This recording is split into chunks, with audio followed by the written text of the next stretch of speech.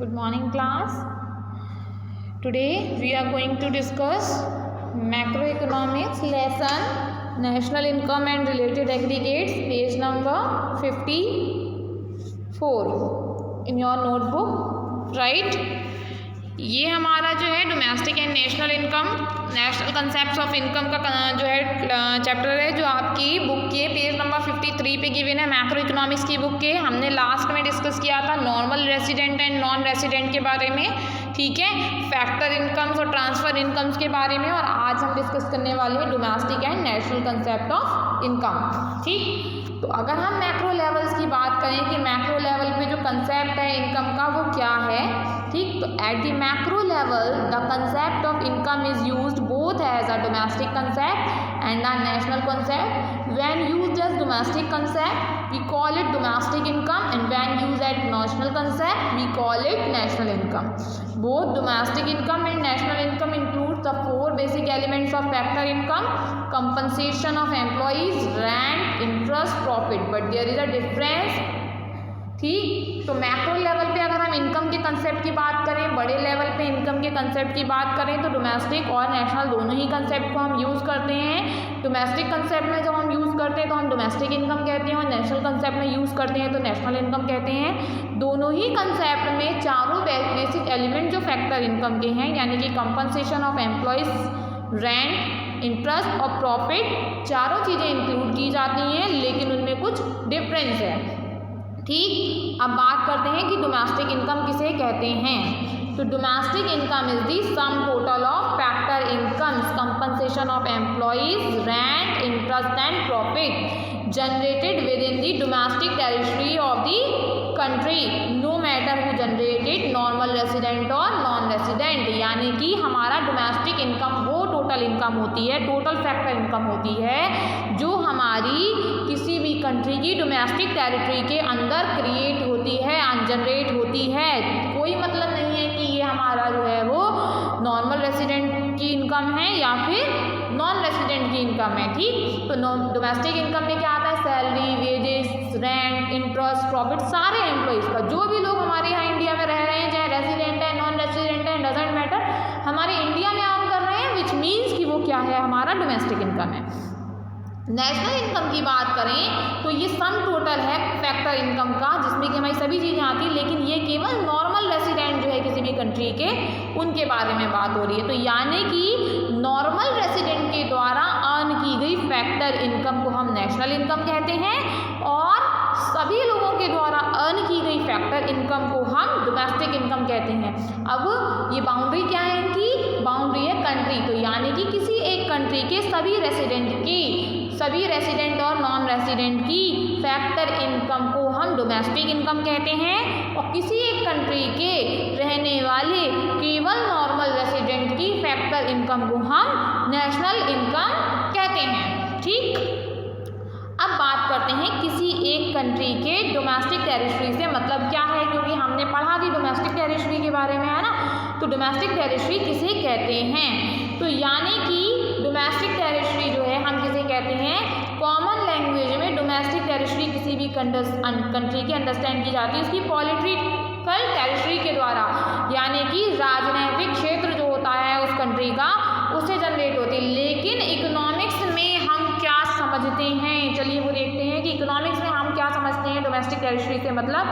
In economic जो है economic territory, यानी कि जो बहुत बड़ा कंसेप्ट है पॉलिटिकल टेरिटरी से, उसको पढ़ते हैं। यूनाइटेड नेशन यूएन ने कहा है economic territory is the geographical territory administered by a government within which person, goods and capital circulate freely. Economic territory वो होती है किसी भी ज्योग्राफिकल मतलब किसी भी कंट्री की वो ज्योग्राफिकल टेरिटरी होती है इकोनॉमिक टेरिटरी जो किसी भी कंट्री की गवर्नमेंट के में द्वारा किसी भी व्यक्ति का, सामान का या कैपिटल का सर्कुलेशन फ्री होता है।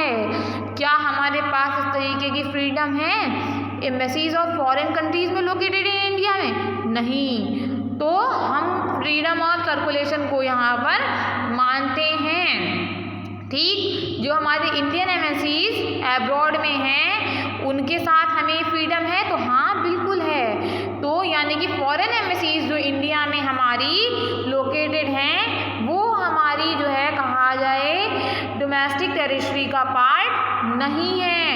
लेकिन जो इंडियन एम्बेसीज जो हैं हमारी अब्रॉड में हैं वो डोमेस्टिक यानी कि income economic territory of India का पार्ट हैं। तो हम कह सकते हैं कि डोमेस्टिक टेरिटरी जो होता है उसका फोकस जो है पॉलिटिकल बाउंड्री किसी भी नेशन की उसमें नहीं आता है, बल्कि उसका फोकस क्या है, ज्योग्राफिकल एरिया जहां हमारे व्यक्तियों का, हमारे सामान का, हमारी कैपिटल का फ्री सर्कुलेशन अलाउ होता है। ठीक, चलिए अब बात करते हैं conversion of domestic income into national income. ठीक, हम किस तरीके से डोमेस्टिक इनकम को नेशनल इनकम में कन्वर्ट कर सकते हैं। तो domestic income is the sum total of factor income generated within the domestic territory of a country during the period of an accounting year. It includes factor income of both the resident as well as non-resident in the domestic territory of a country. यानी कि जो domestic income है वो उस factor income का total होता है जो हमारी डोमेस्टिक टेरिटरी में किसी भी कंट्री की होती हैं उस अकाउंटिंग ईयर में। ठीक, इसमें रेसिडेंट और नॉन रेसिडेंट दोनों की ही इनकम को ऐड किया जाता है। तो हम इससे क्या समझते हैं, ये किन चीज़ों पर प्रकाश डालता है कि जो डोमेस्टिक इनकम होती है उसमें फैक्टर इनकम जो है नॉन रेसिडेंट के द्वारा अर्न की गई भी शामिल होती हैं, और जो हमारी डोमेस्टिक इनकम है उसमें फैक्टर इनकम जो है वो हमारे रेसिडेंट के द्वारा काउंट की गई डोमेस्टिक टेरिटरी के वो इंक्लूड नहीं की जाती है। यानी कि कहा जाए domestic income does include factor income earn by non resident within the domestic territory of the country.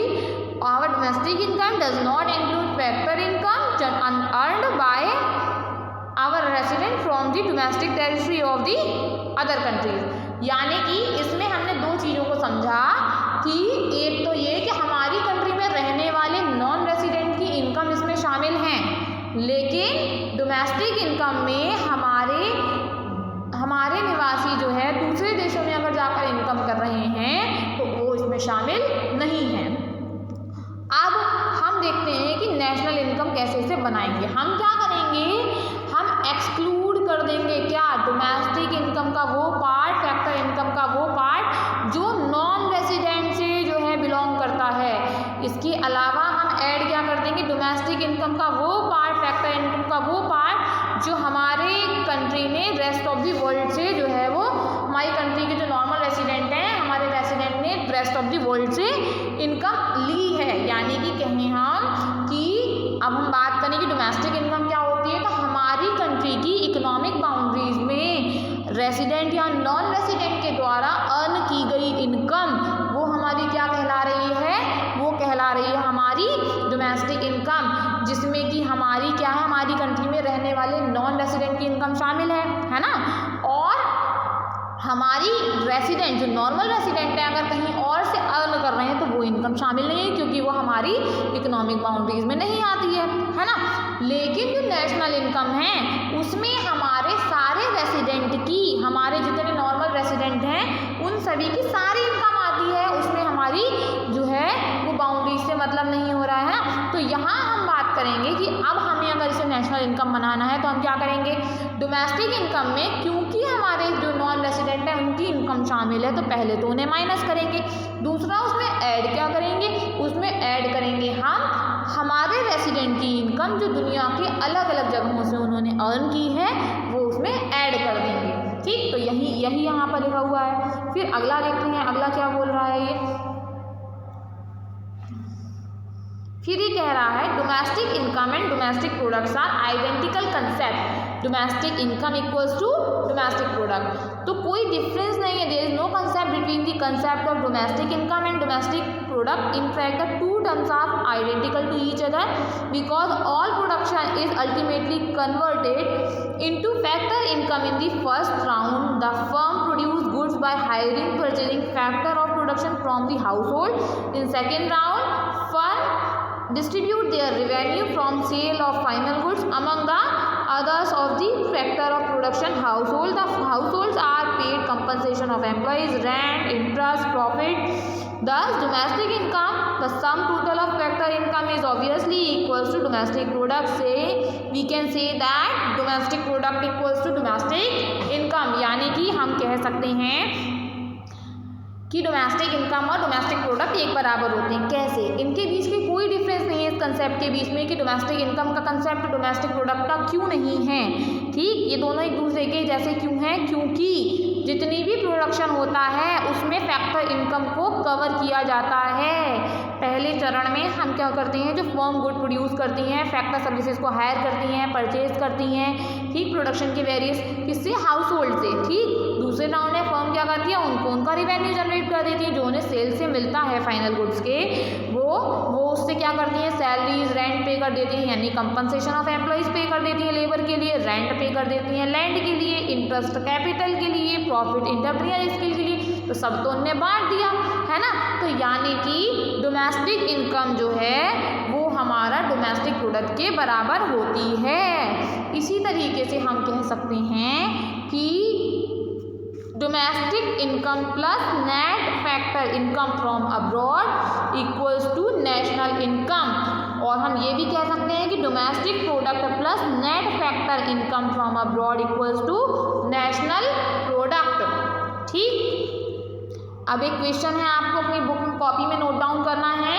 Right two observation indicating the difference between domestic income and national income. तो यहाँ इन्होंने डिफ्रेंशिएट बनाए, दो differentiation लिखे हैं कि it is the sum total of factor income generated within the domestic territory of a country no matter who generate this income, resident और non resident, it does not include net factor income from abroad. यानी कि domestic income जो है वो हमारी क्या होती है, वो होती है हमारी सारे फैक्टर इनकम्स का टोटल जो कि हमारी डोमेस्टिक टेरिटरी में किसी भी कंट्री की अर्न किया जाता है। कोई फर्क नहीं पड़ता कि इसको किसने किया है, रेसिडेंट या नॉन रेसिडेंट ने, इसमें कोई भी net factor income from abroad को ऐड नहीं किया जाता है।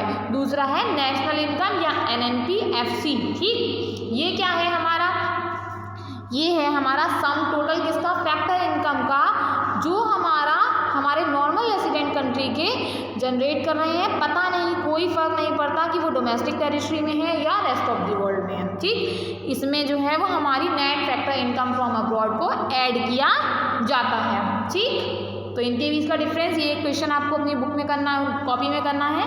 इसके बाद इसके आपको नोट्स भी बनाने हैं। ठीक, फिर domestic and net concept of domestic product की अगर हम बात करें तो डोमेस्टिक प्रोडक्ट जो है उसको हम मेजर करते हैं GDP यानी ग्रॉस डोमेस्टिक प्रोडक्ट और NDP यानी कि नेट डोमेस्टिक प्रोडक्ट में। डेप्रिसिएशन यानी कि consumption of fixed capital causes the difference between the two, यानी कि डेप्रिसिएशन के कारण जो है इन दोनों के बीच में GDP और NDP के बीच में डिफरेंस होता है। यानी कि हम कह सकते हैं कि GDP में से अगर हम डेप्रिसिएशन माइनस कर देंगे तो NDP यानी कि नेट डोमेस्टिक प्रोडक्ट बन जाएगा, और अगर NDP में हम क्या करेंगे, डेप्रिसिएशन ऐड कर देंगे तो हमारा GDP यानी कि ग्रॉस डोमेस्टिक प्रोडक्ट बन जाएगा, जैसा कि आपको ये दिख रही है ना। इसमें क्या किया है, NNP में हमने क्या किया है, डेप्रिसिएशन को ऐड कर दिया है तो हमारा GDP बन गया है। ठीक, इसी तरीके से क्योंकि हमने पढ़ा कि डोमेस्टिक प्रोडक्ट और कहना चाहिए डोमेस्टिक इनकम, ठीक है, दोनों बराबर होते हैं। तो यहाँ पे जिस तरीके से हमने GDP और NDP पढ़ा है डोमेस्टिक प्रोडक्ट, इसी तरीके से हम GDP और NNP पढ़ेंगे, ग्रॉस नेशनल प्रोडक्ट। इसमें से अगर हम माइनस कर दें डेप्रिसिएशन तो हमारा क्या बन जाएगा, नेट नेशनल प्रोडक्ट। ठीक, इसके बाद अगर हम NNP में क्या करें, डेप्रिसिएशन को ऐड कर दें तो हमारा क्या बन जाएगा, ग्रॉस नेशनल प्रोडक्ट। ठीक, ये कुछ फॉर्मूले हैं जो आप नोट डाउन करेंगे अपनी कॉपी में, क्योंकि इनसे संबंधित न्यूमेरिकल्स को हमें करना है और ये फॉर्मूलाज आपको अच्छे से लर्न भी करने हैं। अगर आपको इस लेसन में, इस वीडियो में कुछ भी समझ में नहीं आया तो आप मुझसे क्वेरी कर सकते हैं और इस वीडियो को बहुत अच्छे से समझ के नोट्स बना लीजिएगा। ठीक है, तब तक के लिए थैंक यू क्लास।